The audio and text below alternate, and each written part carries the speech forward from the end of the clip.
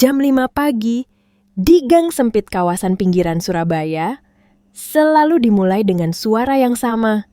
Suara ember plastik diseret di atas semen basah suara pintu pagar. Berdecit, dan suara ibu-ibu yang saling memanggil sambil menyapu halaman rumah mereka yang nyaris berdempetan tanpa jarak. Nadia Maharani sudah berdiri di dapur sejak subuh rambutnya diikat. Asal menggunakan jepit tua berwarna coklat, sementara tangannya sibuk memeras kain lap untuk membersihkan meja makan yang belum benar-benar kering sejak semalam. Bau minyak kayu putih bercampur aroma bubur ayam memenuhi rumah kecil 2 lantai itu. Dari kamar depan, terdengar suara batuk berat Pak Darsono yang belum juga berhenti sejak beberapa hari terakhir. Nadia segera mematikan kompor kecil di dekat panci bubur, lalu berjalan cepat membawa segelas air hangat. Langkahnya pelan terbiasa menjaga agar tidak menimbulkan suara berisik yang bisa membuat suaminya terbangun dalam suasana hati buruk. Pintu kamar mertuanya sedikit terbuka.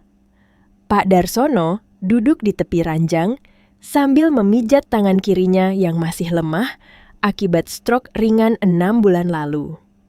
Wajah lelaki tua itu tampak pucat, tetapi matanya tetap lembut setiap kali melihat Nadia datang membawa sarapan. "Bapak batuk lagi?" Semalaman tanya Nadia pelan sambil meletakkan gelas di meja kecil dekat ranjang. Pak Darsono tersenyum tipis lalu menggeleng pelan meski napasnya terdengar berat. "Cuma masuk angin biasa. Kamu jangan capek ngurusin saya terus." Nadia hanya tersenyum kecil tanpa menjawab. Kalimat seperti itu sudah terlalu sering ia dengar selama bertahun-tahun sampai akhirnya tidak lagi tahu bagaimana cara merespons selain tersenyum dan melanjutkan pekerjaannya. Di luar kamar suara langkah kaki kecil berlari membuat Nadia menoleh. Nisa muncul sambil membawa boneka kelinci lusuh yang bagian telinganya sudah hampir copot. Anak perempuan itu langsung memeluk kaki ibunya tanpa bicara apa-apa. Nadia membelai rambut anak bungsunya perlahan. "Udah bangun." Sayang Nisa mengangguk kecil sambil mengucek mata. Tidak lama kemudian, Arka keluar dari kamarnya dengan wajah masih mengantuk dan seragam sekolah yang belum disetrika sempurna. Anak laki-laki berusia 12 tahun itu berhenti di depan meja makan sambil melihat lauk sederhana yang sudah disiapkan ibunya. "Ma, nanti kalau jemput jangan pakai baju rumah lagi ya," katanya datar sambil menuang teh. Nadia sempat diam beberapa detik sebelum bertanya pelan. Kenapa memang Arka tidak langsung menjawab? Ia sibuk memainkan sendok di mangkuk buburnya, lalu berkata tanpa menatap ibunya. "Kemarin teman-teman bilang mama kayak pembantu." Kalimat itu diucapkan cepat datar, seolah hanya informasi biasa. Namun, dada Nadia terasa seperti diremas pelan dari dalam. Nadia menatap wajah anaknya beberapa saat. Ia ingin marah, ingin bertanya, kenapa Arka bisa bicara seperti itu? Tetapi yang muncul justru rasa lelah yang sangat dalam. "Mama nggak marah," katanya akhirnya sambil duduk di samping Arka. "Tapi lain kali jangan ngomong begitu lagi ya." Arka mengangguk kecil tanpa benar-benar merasa bersalah. Anak itu belum cukup besar untuk memahami bahwa beberapa kalimat bisa melukai lebih dalam daripada bentakan. Dari lantai atas terdengar suara pintu dibuka keras. Hendra turun sambil sibuk mengenakan jam tangan mahal yang baru dibelinya 2 minggu lalu.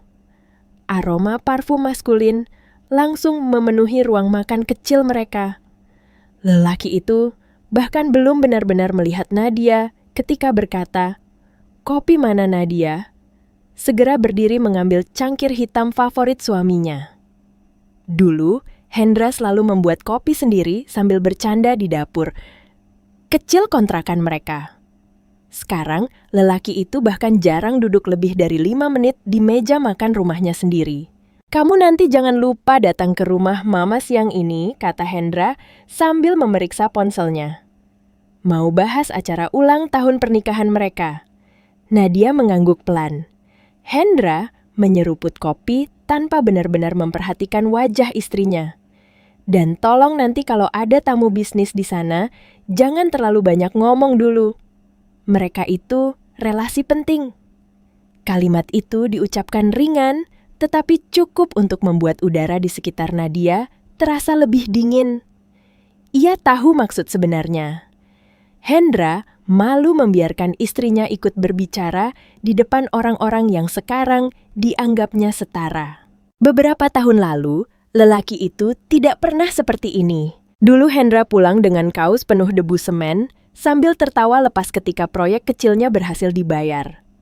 Dulu, mereka pernah makan mie instan berdua di lantai kontrakan, sambil menggambar rancangan rumah impian mereka sendiri. Nadia masih ingat bagaimana Hendra menggenggam tangannya sambil berkata, "Kalau aku sukses nanti semua ini karena kamu." Kalimat itu dulu terdengar tulus. Nadia mempercayainya sepenuh hati, sampai ia rela menutup studio desain miliknya sendiri demi membantu Hendra membangun usaha kontraktor dari nol. Mobil hitam. Hendra keluar dari gang sempit perumahan mereka sekitar pukul 7 pagi. Nadia berdiri di depan rumah sambil melihat mobil itu menghilang perlahan. Tidak ada lambaian tangan, tidak ada senyum kecil seperti dulu.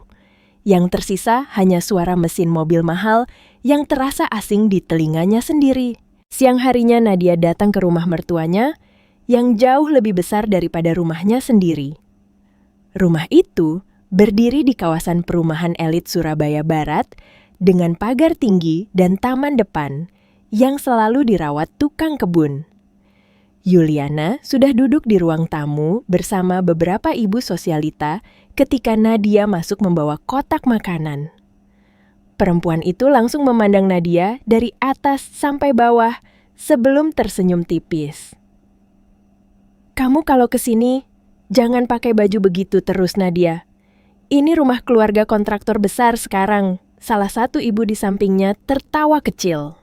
Nadia hanya menunduk sambil meletakkan makanan di meja.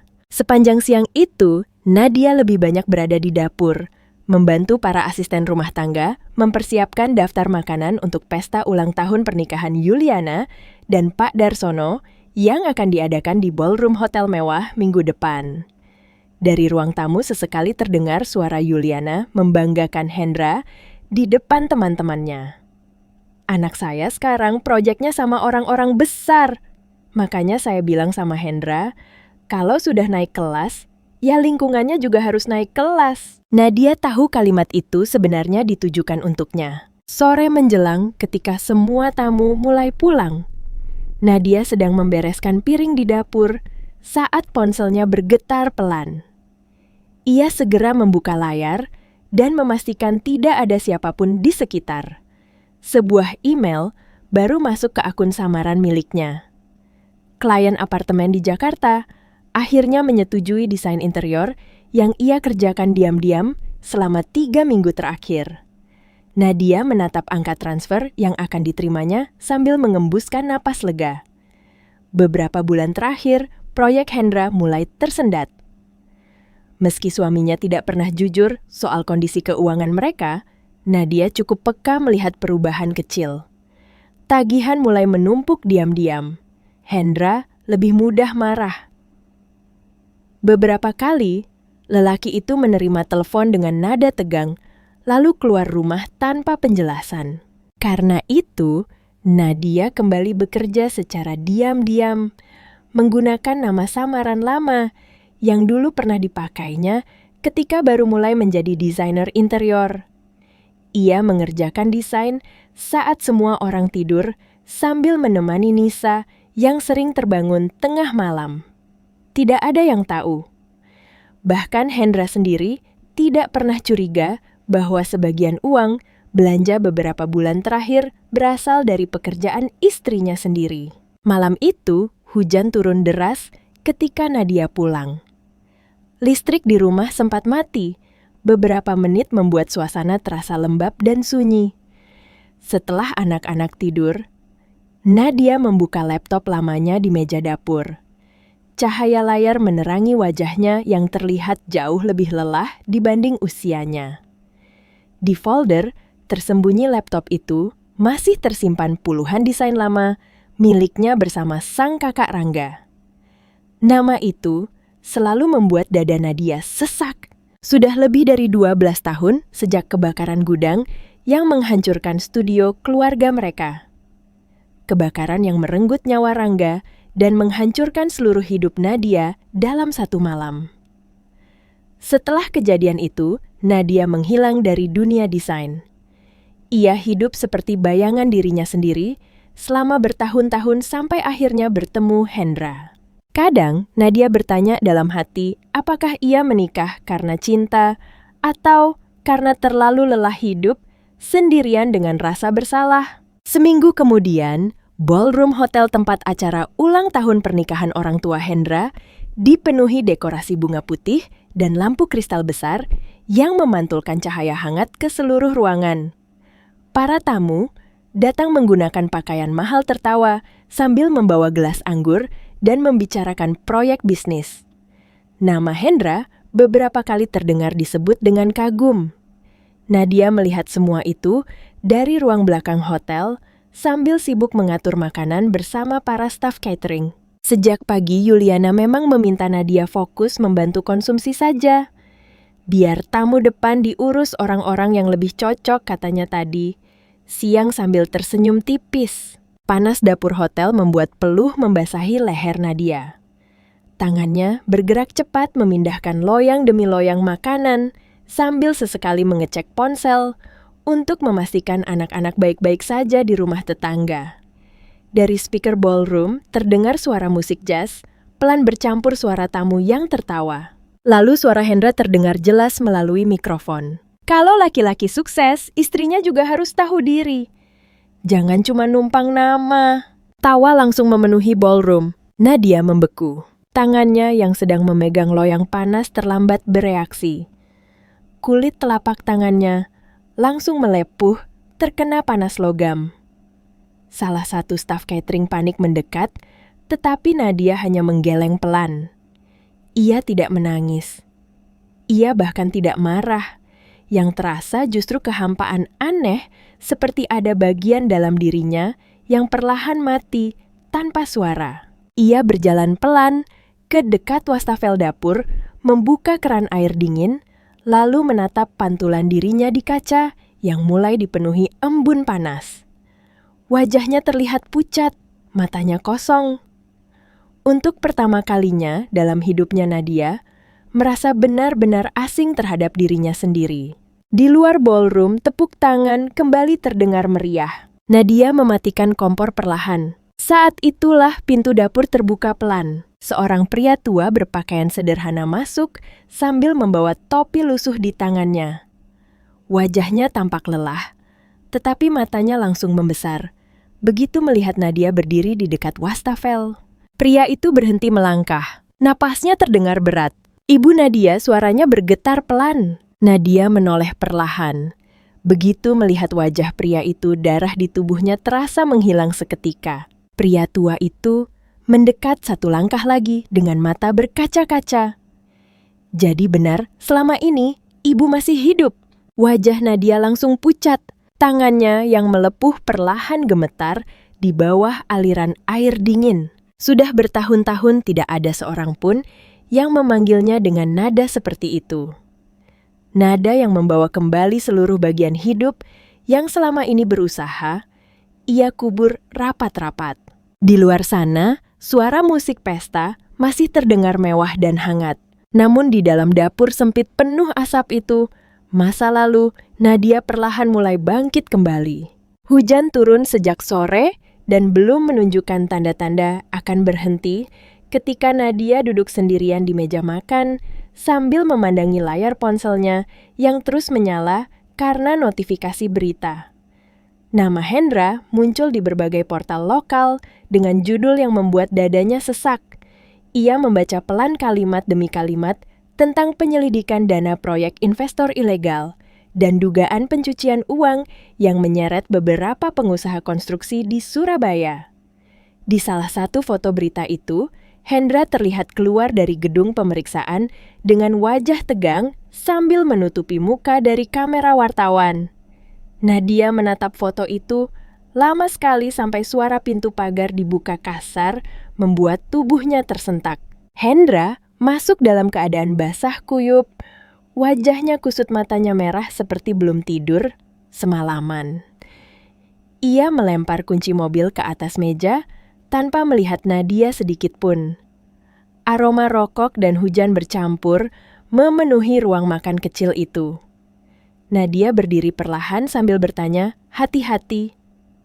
Kamu sudah makan?" Hendra tidak langsung menjawab.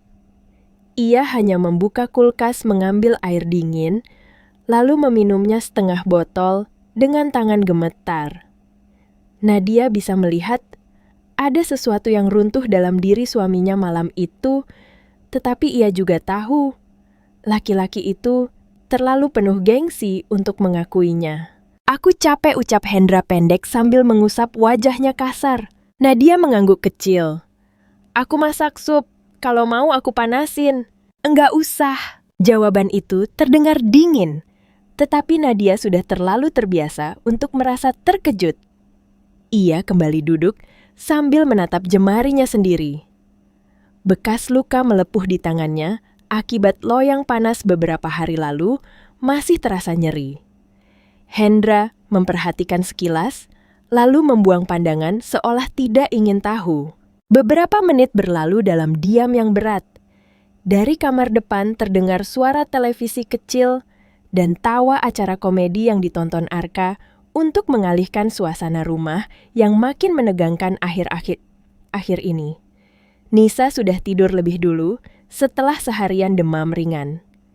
Nadia sebenarnya ingin membicarakan berita yang beredar, tetapi ia takut setiap kata hanya akan berubah menjadi pertengkaran. "Ada wartawan datang ke kantor tadi," kata Hendra tiba-tiba. Nadia mengangkat kepala. "Mereka nanya macam-macam seolah aku penjahat." Hendra tertawa pendek hambar. "Padahal aku juga nggak tahu apa-apa." Nada suaranya terdengar defensif seperti seseorang yang berusaha meyakinkan dirinya sendiri. Nadia menarik napas perlahan sebelum berkata, "Kalau memang kamu nggak terlibat, semuanya pasti bisa dijelaskan baik-baik." Hendra menatap Nadia tajam. "Kamu pikir gampang orang-orang cuma lihat berita? Mereka nggak peduli fakta." "Aku cuma bilang, aku tahu kamu mau bilang apa." Hendra memotong cepat. "Pasti kamu senang sekarang lihat aku jatuh." Kalimat itu membuat Nadia tercekat. "Aku nggak pernah berpikir begitu. Tapi kamu pasti ngerasa aku pantas kena semua ini." Nadia memandang wajah suaminya lama sekali. Dulu, laki-laki di depannya ini pernah menggendongnya melewati banjir sambil tertawa karena sandal Nadia hanyut. Dulu, Hendra pernah rela tidak makan siang demi membelikan Nadia obat ketika ia sakit. Nadia tidak tahu sejak kapan semua kehangatan itu berubah menjadi kecurigaan dan amarah yang melelahkan. "Aku cuma takut," jawab Nadia lirih. "Takut sama keadaan kita sekarang." Hendra mengusap rambutnya frustrasi. "Semua orang bikin aku makin sesak. Investor nagih partner proyek menghilang, sekarang berita muncul di mana-mana. Aku pulang juga bukan buat dihakimi." Nadia menahan emosinya. "Aku enggak menghakimi kamu." "Terus apa? Mau ceramah?" Hendra tertawa sinis. "Kamu juga enggak ngerti dunia bisnis." Kalimat itu menusuk lebih dalam daripada yang Hendra sadari. Nadia menunduk pelan. Ada rasa pahit yang perlahan naik ke tenggorokannya, tetapi ia memilih diam. Ia tahu jika membalas sekarang, malam itu hanya akan berakhir lebih buruk. Keesokan paginya, suasana rumah terasa aneh. Yuliana datang sejak pagi dengan wajah tegang sambil membawa beberapa kantong buah. Begitu duduk di ruang tamu, ia langsung mulai bicara tanpa basa-basi. "Kamu lihat berita tentang Hendra?" tanyanya pada Nadia. Nadia mengangguk kecil. "Makanya dari dulu saya bilang jangan terlalu percaya sama orang luar di bisnis. Sekarang nama keluarga jadi jelek." Nadia menahan napas. Ia tahu arah pembicaraan ini perlahan akan kembali menyudutkannya. Teman-teman arisan saya sampai nanya macam-macam. Malu saya. Yuliana menggeleng kesal. Istri itu harus bisa menjaga suami, supaya enggak salah jalan. Nadia hampir tertawa karena lelah. Bahkan, dalam keadaan seperti ini, ia tetap dianggap pihak yang gagal. Saya sudah berusaha semampu saya, Bu.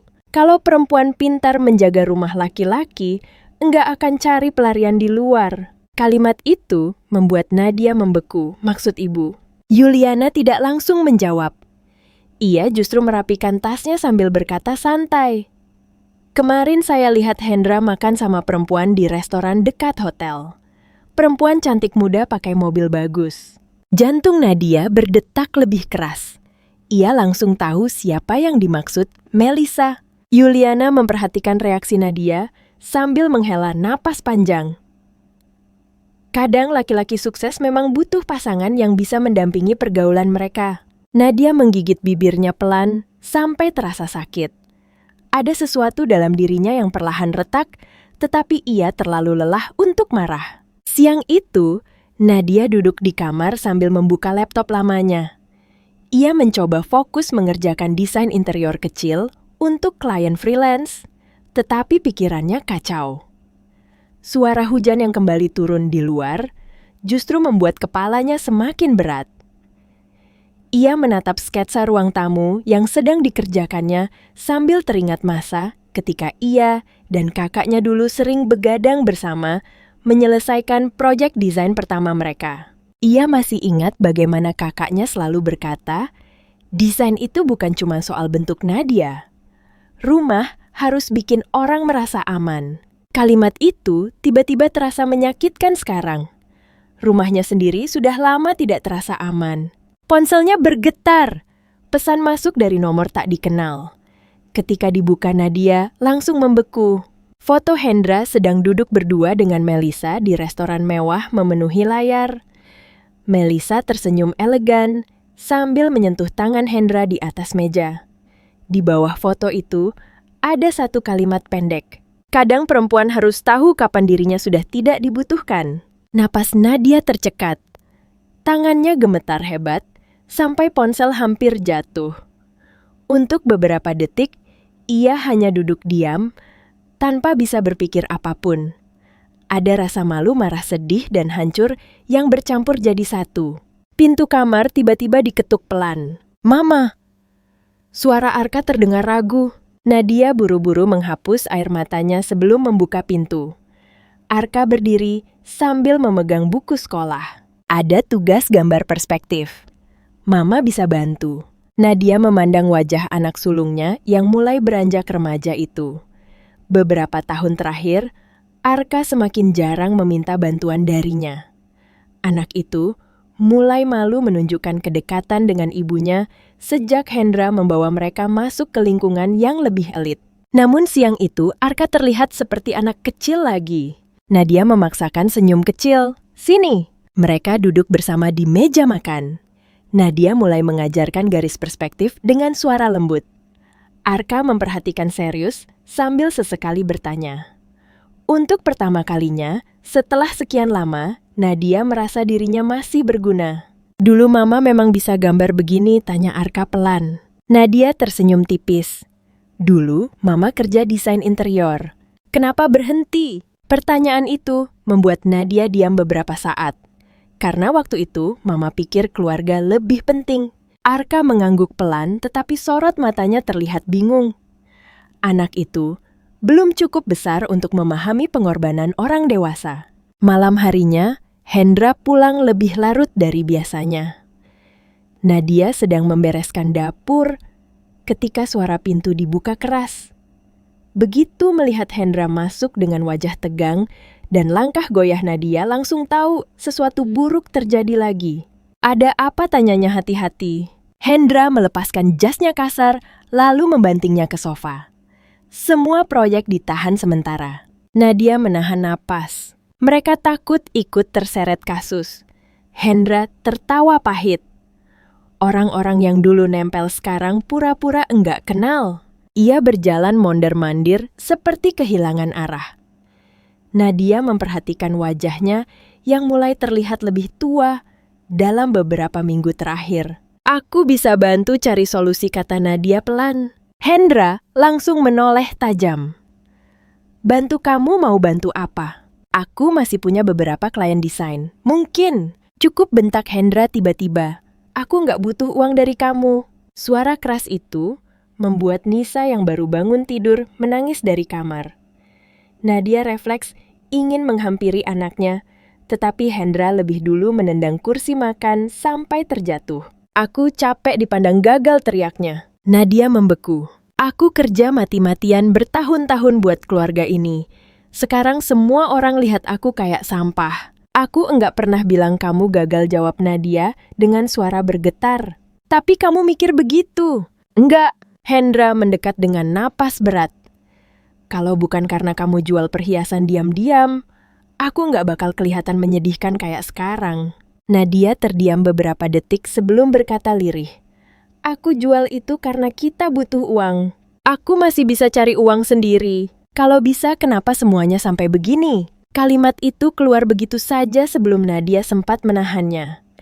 Begitu menyadari, apa yang ia ucapkan, suasana langsung berubah sunyi, menakutkan. Tatapan Hendra berubah dingin. Untuk pertama kalinya dalam hidup mereka, Nadia melihat sesuatu yang asing di mata suaminya. Bukan sekadar marah, tetapi rasa terluka yang berubah menjadi kebencian. Hendra membanting meja makan keras sampai gelas jatuh pecah. Nisa menjerit ketakutan dari kamar. Arka berlari keluar sambil menangis. Papa, teriaknya. Namun Hendra seperti kehilangan kendali. Semua orang nyalahin aku semua. Nadia berdiri mematung sambil memeluk Nisa yang gemetar hebat. Arka menatap ayahnya dengan mata penuh takut yang belum pernah Nadia lihat sebelumnya. Beberapa menit kemudian, Hendra pergi keluar rumah sambil membanting pintu keras. Suara motor mobilnya menghilang bersama hujan malam. Rumah itu mendadak terasa sangat sunyi. Nadia duduk di lantai sambil memeluk kedua anaknya. Nisa terus menangis sampai sesenggukan, sementara Arka diam membeku dengan wajah pucat. Mama, suara Arka pelan sekali. Papa, kenapa? Nadia tidak bisa menjawab, karena untuk pertama kalinya, ia sendiri mulai takut pada laki-laki yang pernah ia cintai sepenuh hidupnya. Tengah malam ketika anak-anak akhirnya tertidur, Nadia duduk sendirian di ruang tamu sambil menatap hujan di luar jendela. Kepalanya dipenuhi berbagai kenangan yang bercampur dengan rasa sakit hari ini. Ia teringat Hendra muda yang dulu selalu menggenggam tangannya erat saat mereka naik motor tua melewati jalanan Surabaya yang panas. Dulu laki-laki itu selalu bilang, kalau nanti aku sukses, kamu enggak boleh capek lagi. Nadia memejamkan mata pelan. Ia tidak tahu kapan janji itu berubah menjadi luka. Ponselnya tiba-tiba bergetar lagi. Nomor asing lain masuk. Namun kali ini bukan foto. Sebuah panggilan telepon. Dengan tangan gemetar, Nadia mengangkatnya. Ibu Nadia, suara pria tua terdengar pelan di seberang. Nadia langsung mengenali suara itu. Pak Jatmiko. Saya cuma mau bilang hati-hati, ucap pria tua itu pelan. Orang-orang lama mulai cari ibu lagi.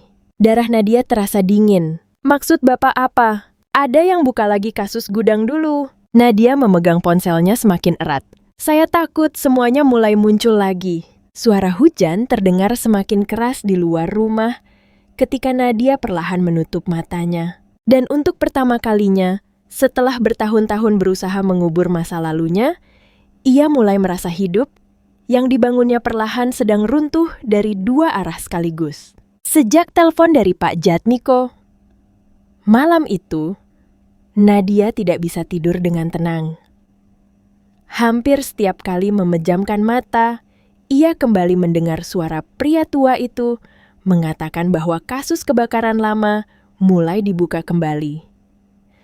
Kalimat itu seperti mengetuk bagian paling gelap dalam pikirannya yang selama bertahun-tahun berusaha ia kubur dalam-dalam.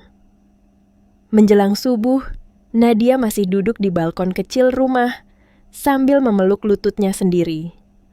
Udara dingin sisa hujan menempel di kulit, tetapi kepalanya terasa jauh lebih sesak daripada cuaca malam itu. Ia menatap jalanan kompleks yang masih sepi sambil teringat malam kebakaran bertahun-tahun lalu.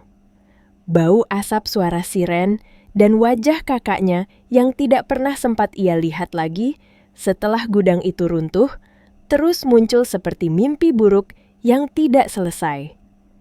Nadia mengusap wajahnya pelan.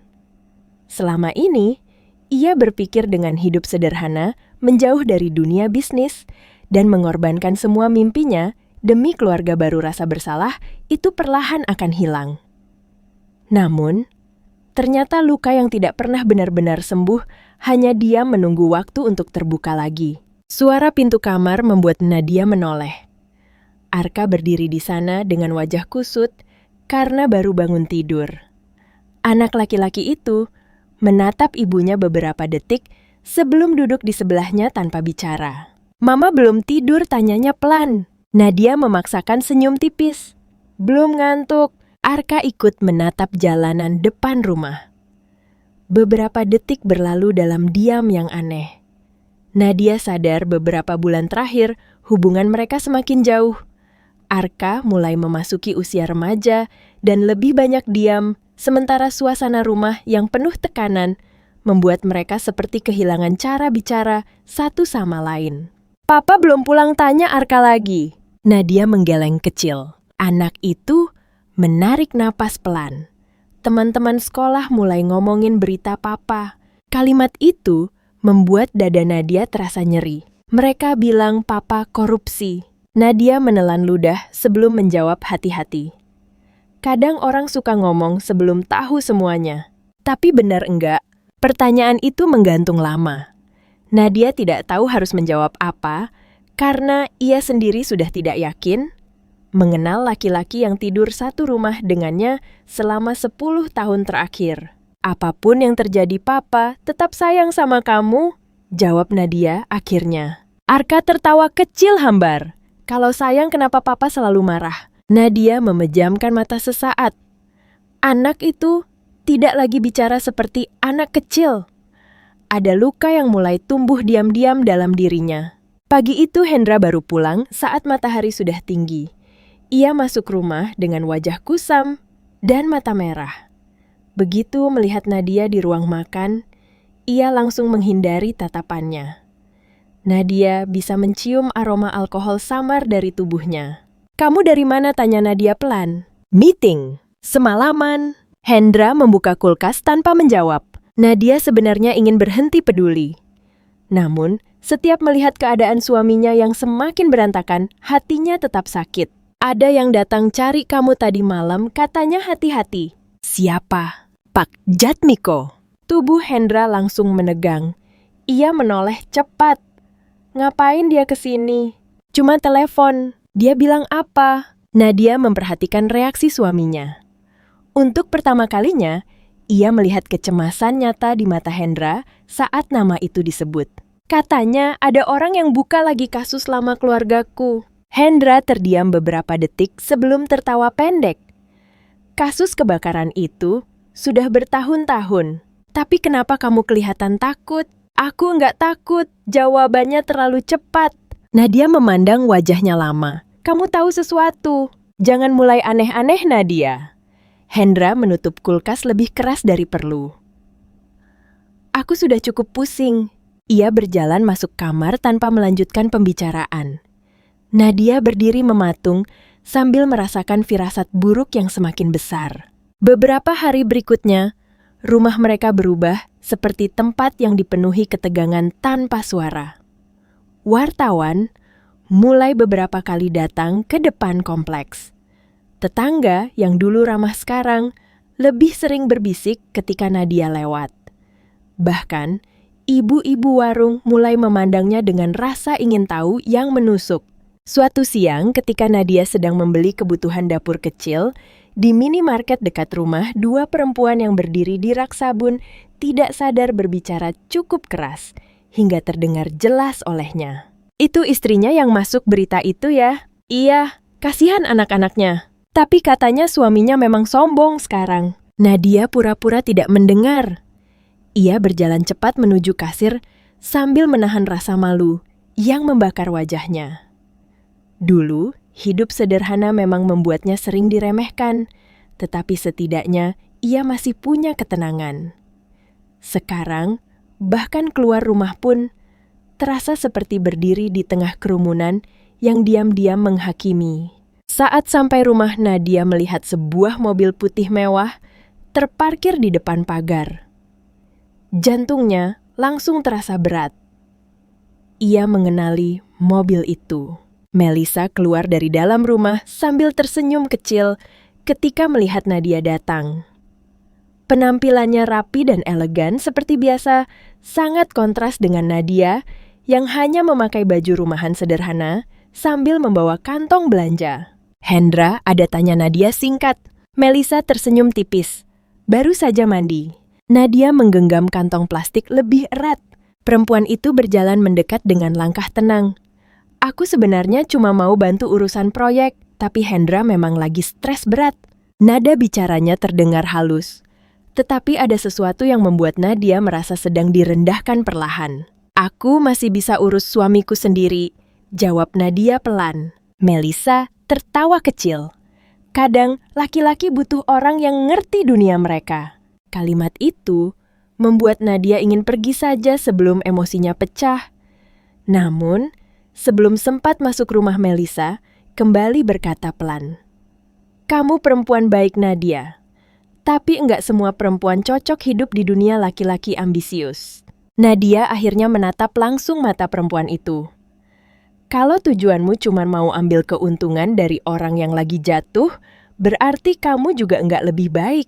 Senyum Melissa perlahan memudar. Untuk beberapa detik, mereka saling diam dalam udara panas siang Surabaya yang terasa menekan. Melissa akhirnya tertawa kecil lagi. "Kita lihat saja nanti siapa yang bertahan." Perempuan itu pergi tanpa pamit. Nadia berdiri lama di depan rumah sambil merasakan dadanya sesak. Ia tidak tahu mana yang lebih menyakitkan, kemungkinan Hendra benar-benar dekat dengan perempuan lain, atau fakta bahwa rumah tangganya kini begitu rapuh sampai orang luar bisa masuk seenaknya. Malam itu, Hendra pulang dengan emosi yang sudah meledak sejak awal. Baru beberapa langkah masuk rumah, ia langsung membanting map proyek ke meja. "Kenapa kamu bicara kasar sama Melissa?" tanyanya. Nadia memandang suaminya tidak percaya. "Dia yang datang ke rumahku. Dia datang bantu urusan bisnis atau yang lain." Tatapan Hendra langsung berubah dingin. "Jangan mulai cemburu enggak jelas." Nadia tertawa pelan karena lelah. "Aku bahkan enggak punya tenaga buat cemburu lagi." Kalimat itu justru membuat Hendra semakin marah. "Kamu pikir hidupku enak sekarang? Aku enggak pernah bilang begitu. Tapi kamu selalu bikin aku merasa gagal." Nadia menatap suaminya lama sekali sebelum akhirnya berkata lirih, "Yang bikin hidup kita hancur bukan aku, Hendra, tapi ego kamu sendiri." Suasana langsung membeku. Hendra mendekat perlahan dengan rahang mengeras. "Kamu berani ngomong begitu sekarang?" "Aku cuma capek." "Capek?" Hendra tertawa sinis. "Kamu tinggal di rumah, semua aku yang cari. Aku bantu kamu diam-diam bertahun-tahun." Suara Nadia mulai bergetar. "Aku jual barang-barangku waktu proyekmu macet. Aku ambil kerja freelance malam-malam waktu kamu tidur. Aku bertahan dihina ibumu tiap hari. Tapi kamu enggak pernah mau lihat itu." Untuk sesaat Hendra tampak terdiam. Namun, bukannya melunak wajahnya, justru semakin keras. "Aku enggak pernah minta semua itu." Nadia merasa sesuatu dalam dirinya runtuh perlahan. "Benar," katanya lirih. "Karena kamu terlalu sibuk merasa dirimu paling menderita." Tiba-tiba Hendra membanting gelas ke lantai sampai pecahannya berhamburan. Nisa yang sedang bermain di ruang tengah langsung menangis ketakutan. "Papa, jangan marah!" Suara kecil anak itu gemetar. Namun Hendra seperti sudah kehilangan kendali. "Semua orang nyudutin aku semua." Arka keluar dari kamar dengan wajah tegang. Untuk pertama kalinya anak itu berdiri di depan Nadia seperti ingin melindunginya. "Papa, cukup," katanya pelan. Hendra menoleh tajam. Kamu juga sekarang lawan papa. Arka menggigit bibir sambil menahan takut. Nadia bisa melihat tangan anaknya gemetar. Aku cuma nggak suka papa bentak mama terus. Kalimat sederhana itu membuat suasana mendadak sunyi. Hendra memandang anaknya beberapa detik dengan mata penuh emosi yang sulit dijelaskan. Ada marah, malu, dan terluka bercampur jadi satu.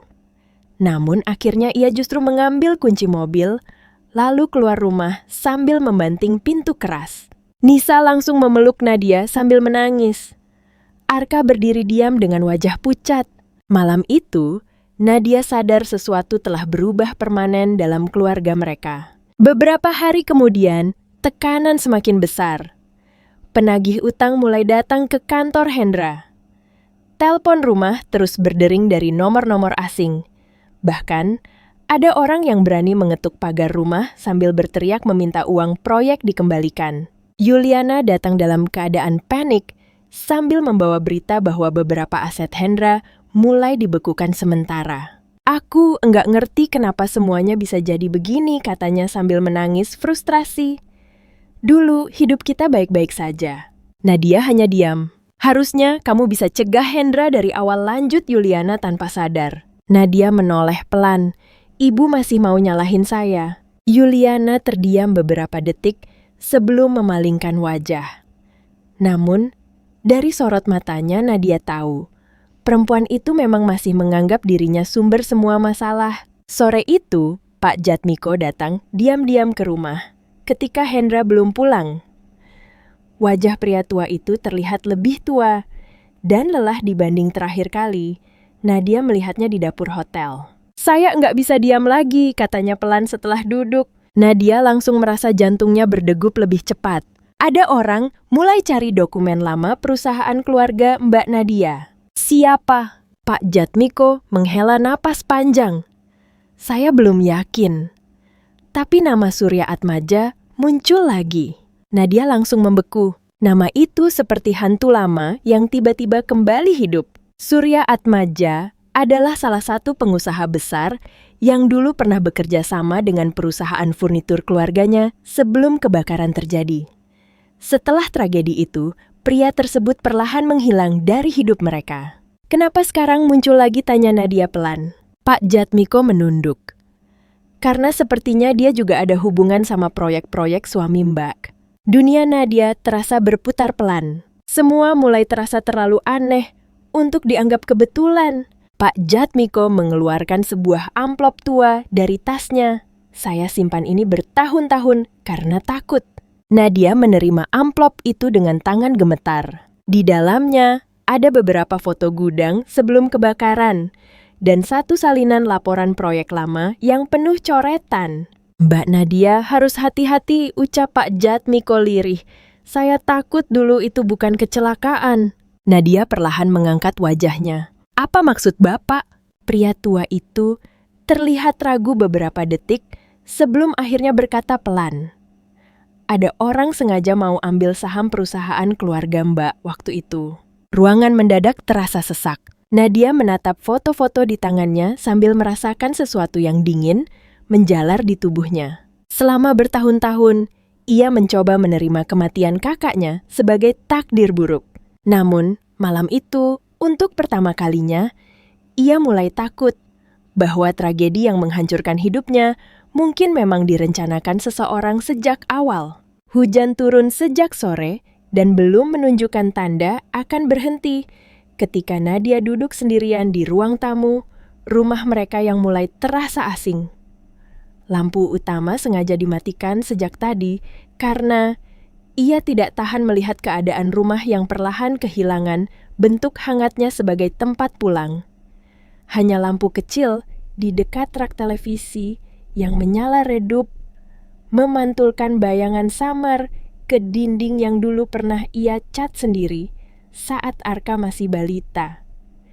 Di luar pagar suara wartawan sesekali masih terdengar meskipun sudah lebih sepi dibanding minggu-minggu sebelumnya. Kadang ada suara motor berhenti beberapa detik di depan rumah, lalu pergi lagi setelah sadar tidak ada tontonan baru yang bisa direkam. Nadia memeluk kedua lututnya di sofa sambil menatap jam dinding yang bergerak lambat. Sudah hampir jam 11 malam, tetapi Hendra belum pulang. Di meja makan masih ada sup hangat yang tadi sore ia buat untuk Pak Darsono. Lelaki tua itu tidur di kamar belakang setelah minum obat. Sejak tekanan darahnya naik dan tubuhnya semakin melemah akibat semua masalah yang menimpa keluarga mereka, Nadia mulai lebih sering masuk ke kamarnya untuk memastikan pria tua itu masih bernapas dengan tenang. Anehnya, di tengah semua kebencian yang tumbuh terhadap keluarga Hendra Nadia, justru tidak mampu membenci Pak Darsono sepenuhnya. Ada sesuatu di mata pria tua itu yang selalu terlihat lelah dan dipenuhi rasa bersalah yang terlalu dalam. Pintu depan terbuka kasar. Nadia langsung menoleh. Hendra masuk dengan langkah berat sambil mencabut dasinya sendiri. Bau alkohol bercampur asap rokok langsung memenuhi ruang tamu. Wajahnya kusut rambutnya berantakan dan matanya merah seperti belum tidur berhari-hari. Ia tidak langsung bicara. Ia hanya berdiri beberapa detik di dekat pintu sambil mengatur napas sebelum akhirnya menjatuhkan tubuhnya ke kursi makan. Ada makanan suaranya serak. Nadia bangkit pelan tanpa menjawab. Ia mengambil sup di meja, lalu memanaskannya sebentar di dapur. Saat ia menuang sup ke mangkuk, tangannya sedikit gemetar. Bukan karena takut seperti dulu, tetapi karena lelah menghadapi versi Hendra yang semakin tidak dikenalnya. Ketika ia membawa mangkuk itu ke meja makan Hendra, langsung menyantapnya tanpa melihat wajah Nadia sama sekali. Beberapa menit hanya diisi suara sendok beradu dengan mangkuk. "Aku ketemu Surya tadi," kata Hendra akhirnya. Nadia diam. Dia bilang semuanya masih bisa diselamatkan. Nada suara Hendra terdengar seperti orang yang sedang berusaha meyakinkan dirinya sendiri. Katanya polisi cuma cari kambing hitam sementara. Kalau aku tahan sebentar nanti, semuanya selesai. Nadia menatap wajah suaminya lama sekali. Ada sesuatu yang berubah dari cara Hendra bicara tentang Surya Atmaja sekarang. Dulu, setiap menyebut nama itu, Hendra selalu terdengar kagum seperti anak kecil yang berhasil duduk satu meja dengan orang besar. Tetapi, malam ini, di balik nada kerasnya, ada ketakutan yang tidak bisa lagi disembunyikan. "Kamu masih percaya sama dia?" tanya Nadia pelan. Hendra berhenti makan. Rahangnya mengeras. "Kamu pikir aku punya pilihan lain?" Nadia menarik napas panjang. "Aku cuma takut kamu masih belum sadar siapa yang sebenarnya sedang menghancurkan hidup kamu." Hendra tertawa pendek tanpa humor. "Hidupku sudah hancur, Nadia. Kamu pikir aku belum sadar?" Suasana kembali sunyi. Di luar rumah hujan terdengar semakin deras. Nadia memandang tangan Hendra yang memegang sendok. Tangan itu dulu sering menggenggam jemarinya erat saat mereka naik motor tua menembus hujan kecil sepulang dari proyek pertama Hendra. Tangan itu juga yang dulu memijat pundaknya ketika Nadia kelelahan menggambar desain sampai tengah malam demi membantu bisnis mereka. Tetapi sekarang, tangan yang sama terasa seperti milik orang asing. "Aku mau jual rumah ibu kamu," kata Hendra tiba-tiba. Nadia langsung membeku. Beberapa detik, ia bahkan tidak yakin dirinya mendengar dengan benar. "Apa?" Hendra meletakkan sendok keras ke meja. "Rumah warisan itu. Aku sudah bicara sama broker. Minggu depan ada orang mau lihat." Darah Nadia seperti berhenti mengalir. Rumah warisan itu bukan sekadar bangunan tua. Itu rumah terakhir peninggalan keluarganya. Tempat ia dan kakaknya dulu tinggal bersama ibunya. Tempat di mana setiap sudut masih menyimpan suara tawa pertengkaran kecil dan mimpi-mimpi yang hancur setelah kebakaran bertahun-tahun lalu. "Kamu nggak bisa jual rumah itu." "Aku bisa, kalau itu satu-satunya cara buat nutup utang." "Itu bukan rumah kamu. Rumah itu atas nama kamu, Nadia. Dan kamu istri aku." Nada suara Hendra mulai meninggi. Nadia berdiri perlahan. "Jangan sentuh rumah itu. Lalu kamu mau apa?" Kita tinggal nunggu rumah ini disita juga, nunggu anak-anak tidur di jalan. Kita masih bisa cari cara lain. Hendra tertawa keras kali ini. Cara lain? Cara lain apa? Jual harga diri lagi. Cari proyek kecil-kecilan sambil pura-pura semuanya baik-baik aja. Nadia menatapnya tanpa berkedip. Setidaknya, aku nggak pernah nyeret keluarga ke lumpur kayak gini. Kalimat itu membuat Hendra langsung berdiri. Kursinya terdorong kasar ke belakang. Matanya memerah penuh emosi yang selama berminggu-minggu ia tahan. Kamu pikir semua ini salah aku sendiri, bentaknya.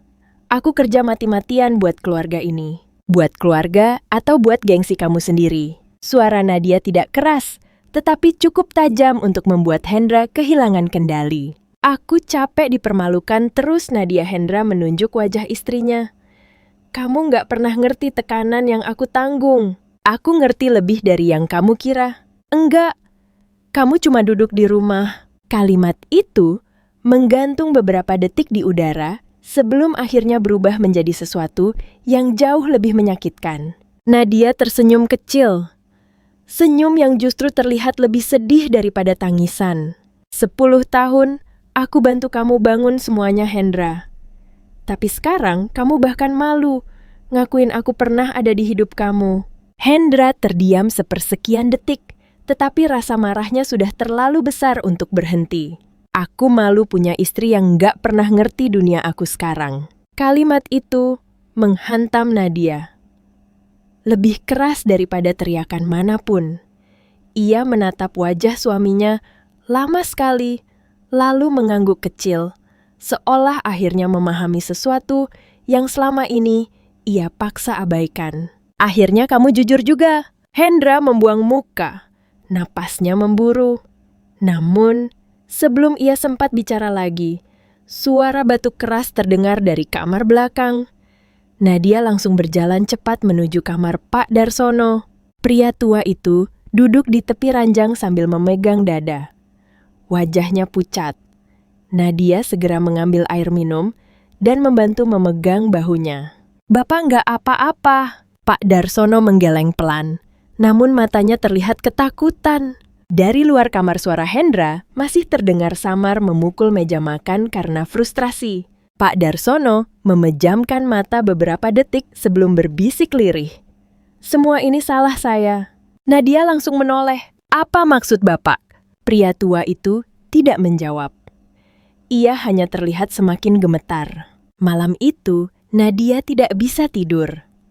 Setelah memastikan Pak Darsono tertidur kembali, ia duduk sendirian di dapur sambil memegang cangkir teh yang sudah dingin. Kepalanya dipenuhi terlalu banyak hal sekaligus. Rumah warisan, utang Hendra, Surya Atmaja, Melisa, anak-anak yang mulai berubah, dan tatapan Pak Darsono tadi. Malam yang terasa menyimpan sesuatu yang jauh lebih besar dari sekadar rasa bersalah biasa. Saat jam menunjukkan hampir pukul 2 pagi, ponsel Nadia bergetar. Nomor tidak dikenal. Ia ragu beberapa detik sebelum mengangkatnya. Halo, Ibu Nadia. Suara di seberang terdengar tua dan berat. Saya Jatmiko. Nadia langsung menegakkan tubuh. Ada apa, Pak? Saya nemu sesuatu. Jantung Nadia mulai berdetak lebih cepat. Sesuatu apa? Pak Jatmiko diam beberapa detik sebelum menjawab pelan. Tentang kebakaran gudang dulu. Ruangan terasa tiba-tiba lebih dingin. Nadia menggenggam ponselnya erat. Maksud Bapak, ada rekaman lama yang selama ini saya simpan. Saya baru berani buka lagi malam ini.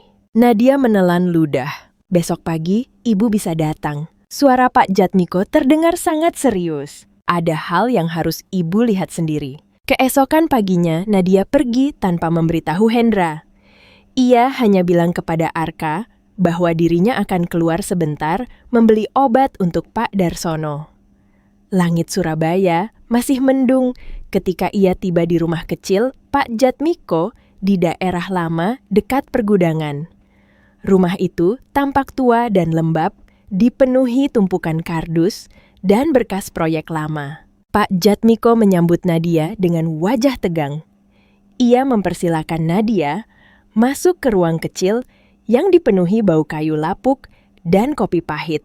"Saya nggak tidur semalaman," katanya sambil menyalakan laptop tua di meja. Nadia duduk perlahan, tangannya dingin. Rekaman ini dulu sempat saya simpan karena saya curiga ada yang aneh malam kebakaran itu. Lanjut Pak Jatmiko. Tapi waktu itu saya takut. Layar laptop menyala. Rekaman CCTV hitam putih mulai berjalan pelan. Gambar buram memperlihatkan area belakang gudang keluarga Nadia bertahun-tahun lalu. Nadia langsung merasa sesak melihat bangunan itu lagi. Itu tempat terakhir kakaknya hidup. Beberapa menit pertama, tidak ada apa-apa selain hujan dan bayangan samar pekerja. Sampai akhirnya, sebuah mobil berhenti di dekat pintu belakang gudang. Seseorang turun memakai jaket gelap. Nadia menyipitkan mata. Orang itu berjalan cepat menuju pintu samping gudang. Lalu beberapa menit kemudian keluar lagi sambil melihat sekeliling. Api mulai terlihat tidak lama setelahnya. Pak Jatmiko menghentikan video. Ruangan mendadak sunyi total. Nadia merasa napasnya menghilang. "Pak, suaranya nyaris tidak keluar. Putar lagi." Video diputar ulang. Orang itu memang tidak terlihat jelas. Tetapi, cara berjalannya posturnya dan wajah samar ketika ia menoleh ke kamera beberapa detik cukup membuat tubuh Nadia membeku. "Itu, bibir Nadia gemetar. Itu Pak Darsono." Pak Jatmiko menunduk pelan. "Saya juga baru sadar beberapa hari lalu." Nadia langsung berdiri mundur beberapa langkah. Kepalanya terasa berdengung keras. Enggak mungkin." Air matanya mulai jatuh tanpa bisa ditahan. "Bapak mertua saya nggak mungkin ada di sana." "Tapi itu memang dia." Nadia memegang kepalanya sendiri. Dunia terasa berputar. Semua kenangan selama 10 tahun. Pernikahannya mendadak berubah bentuk di dalam pikirannya. Pak Darsono yang selalu baik kepadanya. Pak Darsono yang sering diam-diam membela dirinya saat Yuliana mulai menghina. Pak Darsono yang dulu menangis saat melihat Nadia melahirkan Nisa. Semua itu tiba-tiba terasa palsu. Kenapa? Nadia terduduk lemas. Kenapa dia ada di sana? Pak Jatmiko menghela napas berat. "Saya belum tahu." Nadia menangis tanpa suara sambil menatap layar laptop. Rekaman buram itu terasa seperti pisau yang perlahan merobek seluruh hidupnya. Ketika Nadia pulang sore, harinya rumah terasa sangat sunyi. Hendra belum pulang. Arka berada di kamar sambil bermain ponsel tanpa menyapa ibunya. Nisa tidur sore karena demam ringan. Yuliana sedang di rumah saudara sejak pagi. Hanya Pak Darsono yang duduk sendiri di teras belakang sambil memandang hujan kecil. Nadia berdiri cukup lama di ambang pintu sebelum akhirnya berjalan mendekat. Pak Darsono menoleh perlahan. Wajahnya langsung berubah pucat ketika melihat mata Nadia yang bengkak. "Ada apa, Nadia?" Nadia tidak langsung menjawab. Ia hanya mengeluarkan flash disk kecil dari tasnya lalu meletakkannya di meja. "Saya tahu semuanya." Tubuh Pak Darsono langsung menegang. Beberapa detik, tidak ada suara apapun selain tetesan hujan dari atap. Bapak ada di gudang malam itu. Wajah pria tua itu runtuh seketika. Tangannya mulai gemetar hebat. "Nadia." "Kenapa, Pak?" Air mata Nadia kembali jatuh. "Kenapa Bapak ada di sana waktu kakak saya mati?" Pak Darsono memejamkan mata lama sekali. Bahunya turun perlahan, seperti orang yang akhirnya terlalu lelah menyimpan beban bertahun-tahun. "Saya nggak pernah mau itu terjadi." Suaranya pecah. Nadia menangis semakin keras. Tapi itu terjadi. Pak Darsono menunduk dalam-dalam sambil memegang wajahnya sendiri. Untuk pertama kalinya, Nadia melihat pria tua itu benar-benar hancur. "Saya dibayar buat buka akses belakang gudang malam itu," katanya lirih. "Katanya cuman buat ambil dokumen proyek. Saya nggak tahu bakal ada kebakaran." Nadia merasa tubuhnya mati rasa. "Saya butuh uang waktu itu," lanjut Pak Darsono sambil terisak. "Hendra masih muda. Ibunya sakit. Saya bodoh." Nadia mundur perlahan sambil menatap pria tua itu seperti orang asing. Dan setelah itu, suaranya gemetar hebat. "Bapak biarin saya nikah sama anak Bapak." Pak Darsono langsung menangis. "Saya pikir kalau Hendra bahagiain kamu dosa, saya bisa sedikit terbayar." Kalimat itu menghancurkan sisa kekuatan Nadia. Ia menutup mulutnya sendiri agar tangisnya tidak terdengar terlalu keras. Seluruh hidupnya ternyata dibangun di atas rasa bersalah seseorang. Seluruh pernikahannya mungkin tidak pernah benar-benar lahir dari cinta yang bersih.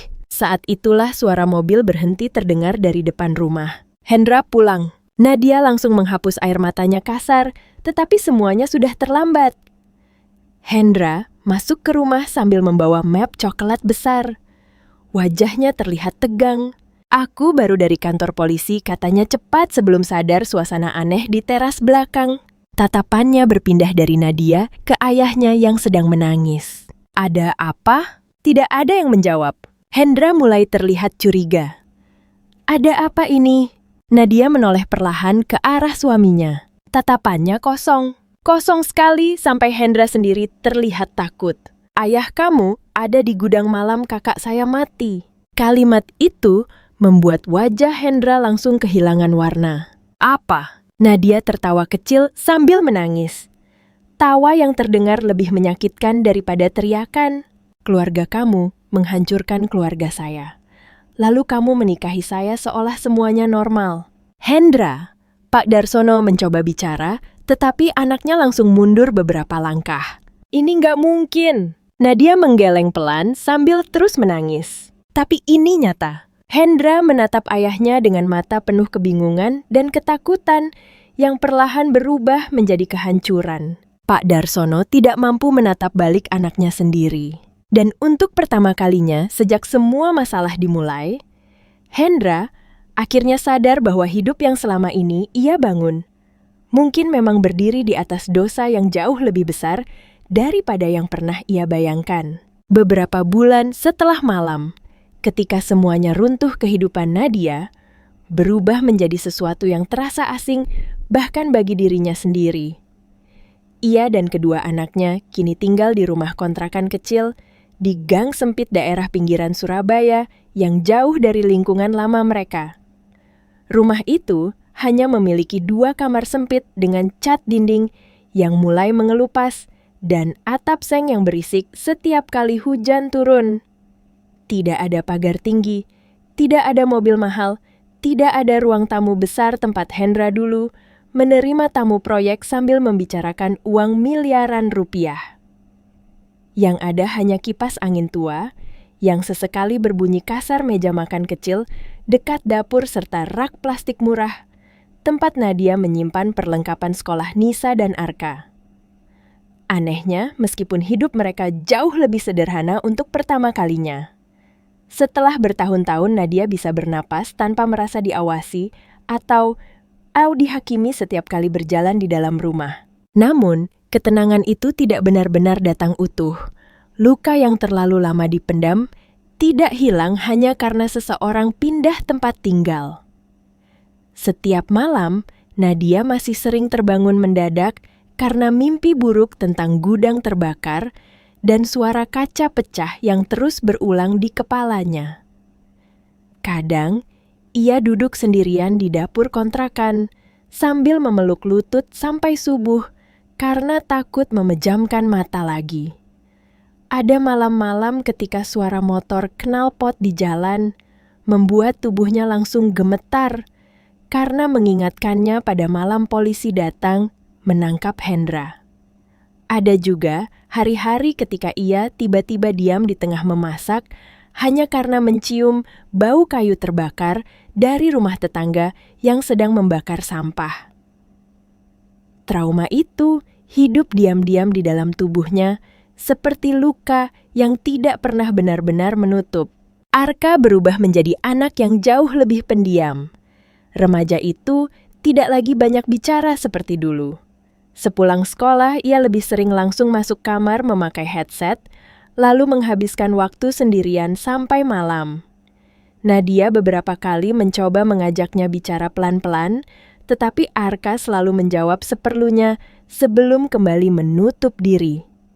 Nadia tahu anaknya masih menyimpan kemarahan besar terhadap Hendra, tetapi yang lebih menyakitkan, sebagian kemarahan itu juga diarahkan kepada dirinya.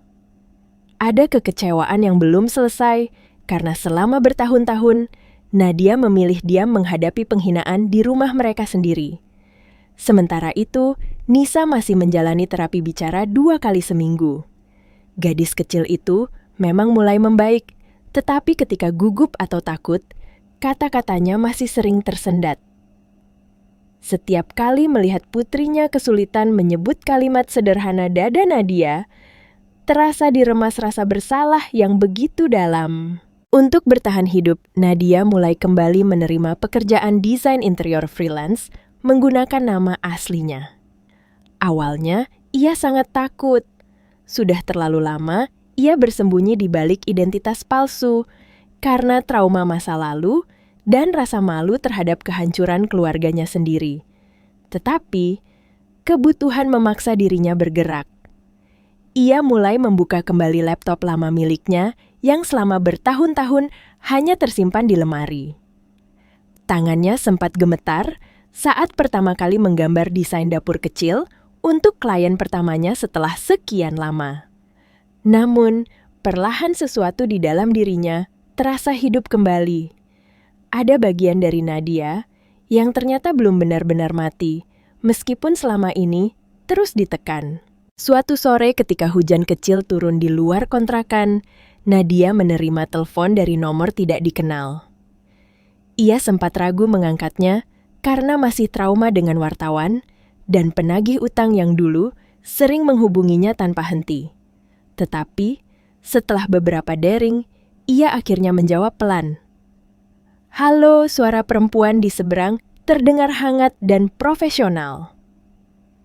"Apa benar ini Ibu Nadia Maharani? Saya Ratih dari perusahaan interior Graha Kreasi."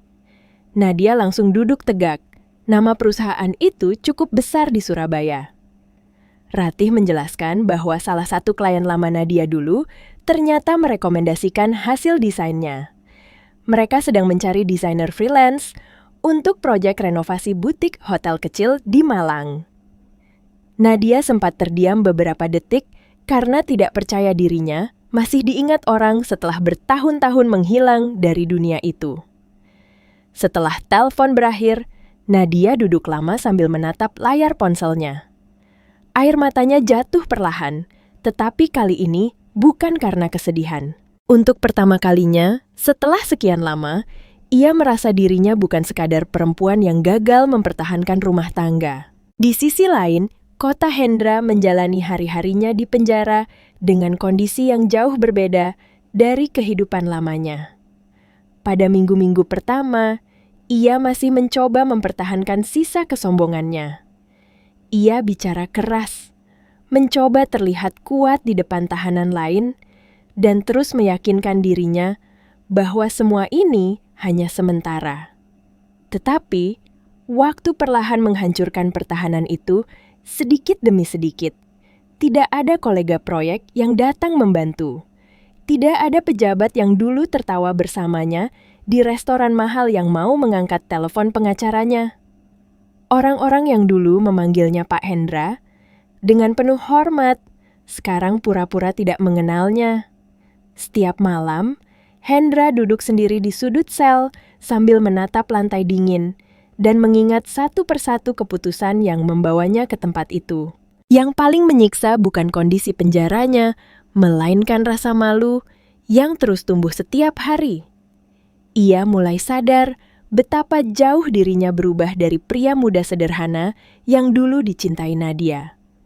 Dulu ia pernah berjanji akan membuat Nadia bahagia.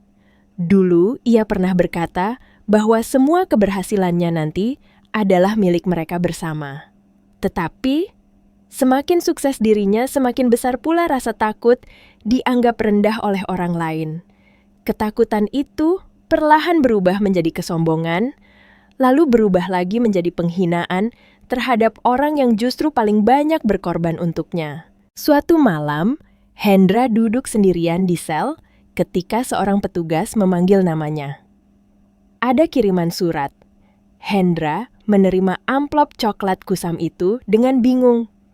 Tulisan di depannya membuat napasnya tertahan. Itu tulisan tangan ayahnya. Tangannya langsung gemetar saat membuka amplop perlahan. Surat itu ternyata ditulis beberapa hari sebelum Pak Darsono meninggal karena komplikasi penyakitnya. Isi surat itu panjang dan penuh coretan kecil seolah ditulis sambil menahan tangan yang terus gemetar. Pak Darsono mengaku bahwa rasa bersalah telah menghancurkan hidupnya sejak malam kebakaran itu. Ia mengaku mendekatkan Hendra dengan Nadia karena berpikir mungkin Tuhan akan memberinya kesempatan memperbaiki dosa masa lalunya lewat kebahagiaan anak mereka. Tetapi, semakin lama ia justru melihat dosa itu tumbuh menjadi luka baru yang lebih besar. Di bagian akhir, surat Pak Darsono menulis kalimat yang membuat Hendra menangis untuk pertama kalinya sejak masuk penjara. Jangan wariskan kebencian ini ke anak-anakmu. Kesalahan orang tua seharusnya berhenti di generasi kami. Hendra menutup wajahnya sambil menangis diam-diam di sel sempit itu. Tidak ada lagi yang bisa ia salahkan selain dirinya sendiri. Sementara itu, Yuliana hidup sendirian di rumah besar mereka yang kini terasa kosong dan dingin. Setelah kasus Hendra viral, banyak teman sosialitanya perlahan menjauh. Undangan arisan berhenti datang. Orang-orang yang dulu sibuk memuji keluarganya, kini justru membicarakan mereka di belakang. Pada awalnya Yuliana masih marah kepada Nadia. Ia masih merasa semua kehancuran ini terjadi karena menantunya membawa sial. Tetapi, kesendirian perlahan memaksanya melihat hidup dengan cara berbeda. Tidak ada suara cucu-cucunya berlari di rumah. Tidak ada aroma masakan Nadia dari dapur. Bahkan Hendra yang dulu selalu ia banggakan kini hanya muncul di berita kriminal. Rumah besar yang selama ini menjadi simbol status sosialnya berubah menjadi tempat yang terasa sangat sunyi. Suatu sore, Yuliana memberanikan diri datang ke kontrakan Nadia, membawa beberapa kotak makanan. Ketika Nadia membuka pintu, suasana canggung langsung memenuhi udara. Yuliana terlihat jauh lebih tua dibanding terakhir kali mereka bertemu. Rambutnya mulai banyak memutih dan wajahnya terlihat lelah. Ia tidak langsung masuk. Ia hanya berdiri sambil memegang kotak makanan erat-erat. Ini buat anak-anak, katanya pelan. Nadia menerima tanpa banyak bicara. Beberapa detik, mereka hanya saling diam sebelum akhirnya Yuliana berbisik lirih. Maaf. Nadia tertegun karena selama 10 tahun mengenal perempuan itu, ia tidak pernah sekalipun mendengar kata tersebut keluar dari mulut Yuliana. Tidak ada tangisan besar atau pelukan emosional saat itu. Hanya dua perempuan yang sama-sama terlihat lelah oleh hidup mereka sendiri. Di waktu yang hampir bersamaan, kasus lama kebakaran perusahaan keluarga Nadia akhirnya dibuka kembali setelah salah satu mantan pegawai Surya Atmaja menjadi whistleblower. Nama Surya mulai muncul di media sebagai pengusaha yang terlibat pencucian uang dan sabotase proyek bertahun-tahun. Polisi menemukan aliran dana mencurigakan yang terkait dengan kebakaran gudang lama keluarga Nadia. Berita itu membuat Nadia duduk lama di depan televisi dengan tangan dingin. Setelah bertahun-tahun menganggap kematian kakaknya hanyalah kecelakaan tragis, akhirnya kebenaran mulai muncul ke permukaan. Tetapi anehnya tidak ada rasa puas di dalam dirinya. Yang tersisa hanya kelelahan yang sangat dalam. Beberapa minggu kemudian, Nadia mendapat kabar bahwa sebagian aset keluarganya berhasil dikembalikan secara hukum. Pengacara menjelaskan bahwa ia berhak atas beberapa properti lama dan kompensasi tertentu setelah kasus dibuka ulang. Tetapi, ketika mendengar jumlah uang yang disebutkan Nadia, justru merasa hampa. Uang itu tidak mengembalikan kakaknya. tidak menghapus trauma anak-anaknya, tidak mengembalikan tahun-tahun hidup yang hilang, karena ia terlalu lama membiarkan dirinya diinjak demi mempertahankan keluarga yang ternyata sudah rusak sejak awal. Suatu malam, Arka menemukan kotak lama milik ibunya saat membantu membereskan lemari kontrakan. Di dalamnya ada buku sketsa foto-foto lama dan jurnal harian Nadia dari bertahun-tahun lalu. Awalnya, Arka hanya membuka sekilas, tetapi perlahan ia mulai membaca halaman demi halaman. Di sana, ia melihat sisi ibunya yang selama ini tidak pernah ia pahami. Ada tulisan tentang rasa takut kehilangan keluarga. Ada catatan tentang malam-malam ketika Nadia diam-diam menangis karena dihina Hendra. Ada kalimat-kalimat sederhana tentang rasa bersalah terhadap kematian kakaknya dan ketakutan menjadi ibu yang gagal. Semakin Arka membaca, semakin besar rasa sesak di dadanya. Malam itu, ia keluar dari kamar sambil membawa jurnal tersebut. Nadia yang sedang menjahit seragam sekolah Nisa langsung menoleh. Arka berdiri beberapa detik tanpa bicara sebelum akhirnya duduk di samping ibunya. Matanya merah. Kenapa ibu nggak pernah cerita suaranya pecah? Nadia terdiam. Arka langsung memeluk ibunya erat sambil menangis seperti anak kecil. Maaf, aku pikir ibu lemah. Nadia akhirnya menangis juga sambil memeluk anak laki-lakinya itu. Untuk pertama kalinya, setelah sekian lama, ada bagian kecil dari keluarga mereka yang mulai sembuh. Beberapa hari kemudian, Nadia datang menjenguk Hendra di penjara. Ruang kunjungan itu dingin dan penuh suara samar orang-orang berbicara pelan. Ketika Hendra masuk dengan seragam tahanan abu-abu Nadia, hampir tidak mengenalinya. Tubuh pria itu lebih kurus. Rambutnya mulai memutih di beberapa bagian, dan sorot matanya tidak lagi dipenuhi kesombongan seperti dulu. Mereka duduk berhadapan beberapa detik tanpa bicara. Tidak ada kemarahan besar tersisa di antara mereka. Yang ada hanya dua manusia yang sama-sama terlihat lelah dihancurkan pilihan hidup mereka sendiri. Hendra menatap Nadia lama sebelum akhirnya berbisik pelan. "Aku minta maaf." Nadia tidak langsung menjawab. Ia hanya memandang wajah pria yang dulu sangat ia cintai itu sambil menyadari bahwa beberapa luka memang tidak akan pernah benar-benar sembuh, tetapi bukan berarti hidup harus berhenti di sana. Beberapa tahun berlalu, sejak malam ketika mobil tahanan membawa Hendra pergi dari rumah mereka di tengah hujan, dan lampu kamera wartawan yang menyilaukan mata. Waktu tidak benar-benar menyembuhkan siapapun di keluarga itu, tetapi waktu perlahan mengubah cara mereka hidup bersama luka. Nadia kini tinggal di sebuah rumah kontrakan kecil di sudut gang tenang pinggiran Surabaya. Rumah itu jauh dari mewah cat tembok, depannya mulai kusam dimakan panas, dan hujan pagar kecilnya sering macet kalau dibuka terlalu keras, dan suara kereta malam masih terdengar samar setiap lewat tengah malam. Namun, untuk pertama kalinya, setelah bertahun-tahun Nadia merasa rumah kecil itu tidak membuat dadanya sesak. Tidak ada suara bentakan, tidak ada tekanan untuk terlihat sempurna. Di depan orang lain tidak ada tatapan merendahkan yang membuat dirinya merasa kecil di rumah sendiri.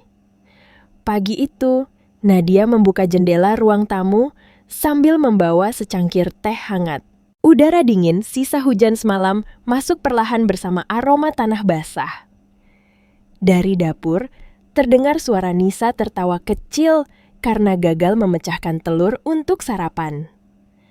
Arka yang kini jauh lebih tinggi dari ibunya, berjalan keluar kamar sambil mengucek rambut dan berkata, "Malas. Kalau Nisa masak lagi, aku bisa keracunan sebelum kuliah." Nisa langsung melempar sendok kayu kecil ke arah kakaknya sambil bersungut kesal. Nadia tersenyum kecil melihat mereka bertengkar ringan seperti itu. Dulu, rumah mereka terlalu penuh ketegangan sampai suara tawa terasa asing. Kini, suara sederhana seperti itu justru menjadi sesuatu yang sangat berharga. Studio desain kecil milik Nadia perlahan berkembang meski tidak besar. Tempat itu berdiri di ruko sederhana dekat pasar lama dengan papan nama kayu bertuliskan Ruang Hati Interior. Banyak orang awalnya menganggap nama itu terlalu lembut untuk bisnis desain interior. Tetapi Nadia tidak peduli. Ia memilih nama itu karena selama bertahun-tahun hidupnya dibangun hanya demi memenuhi gengsi orang lain tanpa pernah memberi ruang pada hatinya sendiri. Studio itu tidak hanya menerima proyek desain rumah sederhana, tetapi juga menjadi tempat pelatihan kecil bagi perempuan yang pernah mengalami kekerasan rumah tangga atau ditinggalkan keluarga mereka. Ada yang belajar menjahit sofa, ada yang belajar menggambar desain furnitur, ada yang membantu mengecat lemari dan rak kayu. Suasana di sana tidak pernah terasa seperti kantor formal. Kadang terdengar musik lawas dari radio kecil, kadang ada yang tertawa terlalu keras saat makan siang bersama. Kadang ada yang menangis diam-diam di pojok ruangan, lalu dipeluk perempuan lain tanpa banyak pertanyaan. Nadia tidak pernah menyebut dirinya penyelamat siapapun. Ia hanya tahu bagaimana rasanya hidup terlalu lama merasa sendirian. Suatu siang, seorang perempuan muda bernama Ririn datang ke studio dengan wajah lebam samar yang ditutupi bedak tebal. Ia duduk gelisah sambil terus memainkan ujung tasnya. Nadia yang sedang menggambar konsep dapur minimalis memperhatikannya beberapa detik sebelum akhirnya duduk di depannya dan bertanya pelan, "Sudah makan?" Pertanyaan sederhana itu justru membuat mata perempuan muda itu langsung berkaca-kaca. Ririn menunduk dan menangis tanpa suara. Nadia tidak buru-buru bertanya apa yang terjadi. Ia hanya menyodorkan teh hangat dan duduk menemani sampai perempuan itu sedikit tenang. Dulu Nadia pernah berharap ada seseorang yang melakukan hal sesederhana itu padanya ketika hidupnya runtuh perlahan di dalam rumah sendiri. Dari pengalaman itulah, Nadia belajar bahwa kadang manusia tidak selalu butuh nasihat besar. Kadang, mereka hanya butuh seseorang yang tidak menghakimi rasa hancurnya. Arka kini kuliah jurusan arsitektur di Universitas Negeri di Surabaya. Perubahan terbesar dalam dirinya bukan hanya soal kedewasaan, tetapi cara ia memandang ibunya. Dulu, ia pernah merasa malu memiliki ibu yang terlihat sederhana dibanding ibu teman-temannya. Ia pernah marah karena Nadia terlalu diam menghadapi penghinaan ayahnya. Namun, semakin dewasa, semakin ia memahami betapa berat hidup yang dipikul ibunya sendirian selama bertahun-tahun. Malam itu, Arka membantu Nadia memindahkan rak kayu baru ke studio. Saat mereka duduk istirahat sambil makan gorengan, di depan ruko Arka memandang ibunya lama sebelum berkata pelan, "Bu, aku baru sadar satu hal." Nadia menoleh sambil tersenyum tipis. Apa Arka menarik napas pelan lalu berkata, "Dulu semua orang takut sama ayah karena uang dan jabatan. Tapi sekarang yang masih bisa bikin orang bertahan justru ibu." Nadia tidak langsung menjawab. Ia hanya menatap jalanan depan studio yang mulai ramai lampu kendaraan malam. Dadanya terasa hangat sekaligus nyeri. Ada luka-luka yang mungkin tidak pernah benar-benar hilang, tetapi mendengar kalimat itu dari anaknya membuat semua rasa lelah selama bertahun-tahun terasa sedikit lebih ringan. Nisa perlahan tumbuh menjadi gadis yang jauh lebih ceria dibanding masa kecilnya yang penuh ketakutan. Trauma gagapnya tidak hilang sepenuhnya, tetapi kini ia sudah berani berbicara di depan kelas dan bahkan mulai suka bercerita panjang saat pulang sekolah. Suatu malam, ia duduk di balkon kecil kontrakan sambil menyiram bunga melati yang ditanam Nadia di pot sederhana. "Ibu masih suka bunga ini ya?" tanyanya pelan. Nadia tersenyum kecil sambil ikut duduk di sebelah putrinya. Dulu, ibu suka sekali bunga melati. Nisa menatap ibunya penasaran. Terus kenapa dulu nggak pernah ada di rumah lama? Nadia terdiam beberapa detik sebelum akhirnya menjawab dengan suara tenang. Karena dulu ada orang yang bilang, bunga cuma bikin rumah berantakan. Nisa menunduk memandangi bunga kecil putih yang bergoyang tertiup angin malam. Sekarang cantik kok, Bu. Nadia tersenyum tipis sambil mengusap kepala putrinya. Kalimat sederhana itu terasa seperti simbol kecil dari hidupnya sendiri. Dulu ia terlalu lama hidup dalam rumah yang membuat dirinya takut menjadi dirinya sendiri. Kini, bahkan bunga kecil di balkon kontrakan pun terasa seperti kebebasan. Sementara itu, Hendra keluar dari penjara dalam keadaan jauh berbeda dari pria yang dulu begitu bangga dengan jas mahal dan relasi pejabatnya. Rambutnya mulai memutih, tubuhnya lebih kurus, dan tatapannya tidak lagi penuh ambisi meledak-ledak seperti dulu. Ia tinggal di kamar kos sempit, dekat proyek bangunan kecil, tempatnya bekerja sebagai mandor harian. Tidak ada yang mengenal masa lalunya di sana. Para pekerja hanya tahu ia pria pendiam yang jarang bicara dan selalu datang paling pagi. Kadang, malam-malam Hendra duduk sendirian di warung kopi dekat proyek sambil memandangi tangan kasarnya sendiri. Tangan itu dulu pernah menggenggam Nadia erat di atas motor tua ketika mereka masih hidup susah tetapi saling mencintai. Kini, tangan itu terasa asing bahkan bagi dirinya sendiri. Suatu sore sepulang kerja Hendra, tanpa sengaja melewati jalan tempat studio Nadia berada. Ia berhenti di seberang jalan ketika melihat papan nama Ruang Hati Interior. Dari luar kaca, ia melihat Nadia sedang tertawa kecil bersama beberapa perempuan yang bekerja di sana. Arka membantu mengangkat meja kayu, sementara Nisa sibuk menempel gambar desain di dinding. Cahaya matahari sore masuk dari jendela besar studio dan membuat suasana di dalam terlihat hangat.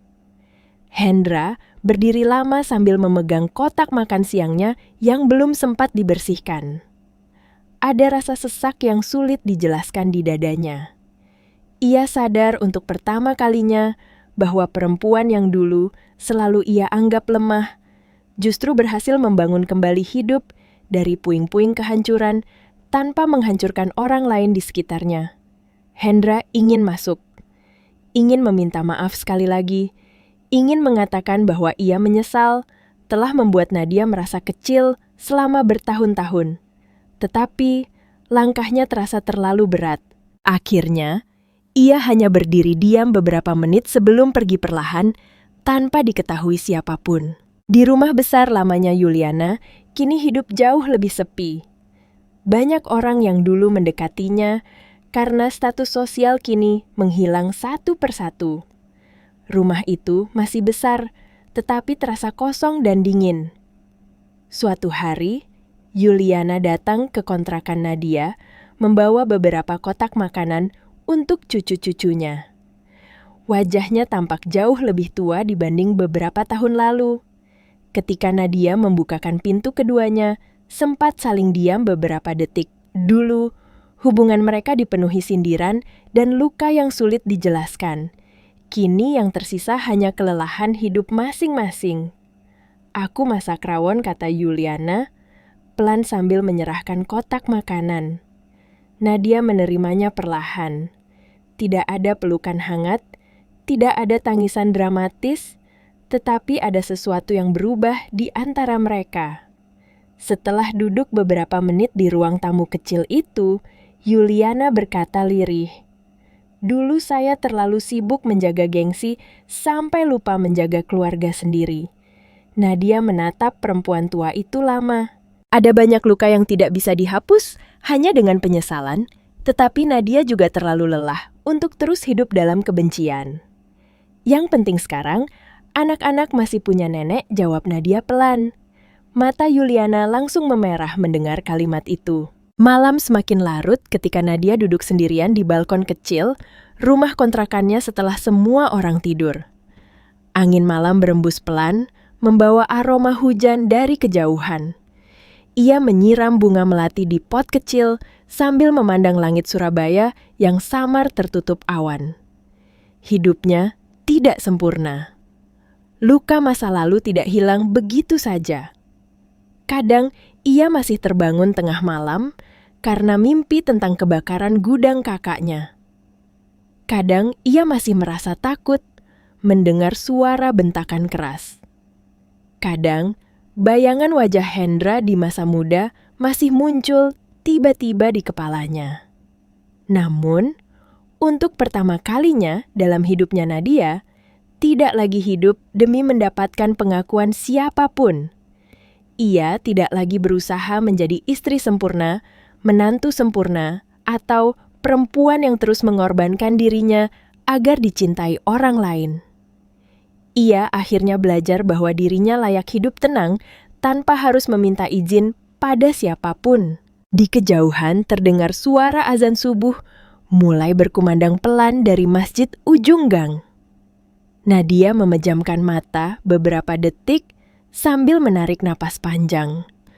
Ada rasa damai kecil yang tumbuh perlahan di dalam dirinya, sesuatu yang dulu terasa mustahil ketika hidupnya masih dipenuhi rasa takut dan penghinaan.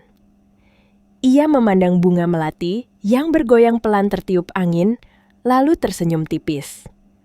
Dulu bunga itu dianggap mengotori rumah. Kini, bunga itu tumbuh tenang tanpa ada yang melarang. Dan untuk pertama kalinya, setelah bertahun-tahun hidup dalam bayang-bayang rasa bersalah, Nadia akhirnya merasa dirinya juga bisa tumbuh seperti itu, pelan diam tetapi tetap hidup,